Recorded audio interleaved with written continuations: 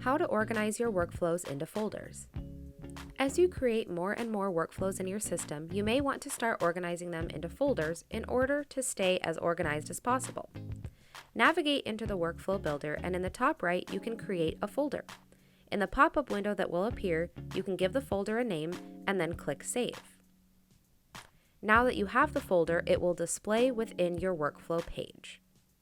If you hover over the name of an existing workflow, you'll see an Actions menu will appear.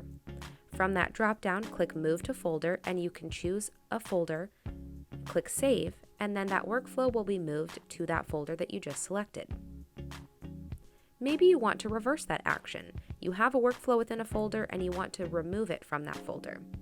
You essentially repeat the same process. Navigate within to that workflow folder and then hover over the name of that workflow. Choose from the actions and the folder name, and from the drop-down, you can choose Move out of the current folder and click Save, and the workflow will now be removed from the folders and just in your general list of workflows. This is a great way for you to stay organized as you increase how many workflows you have within your system. You're all set.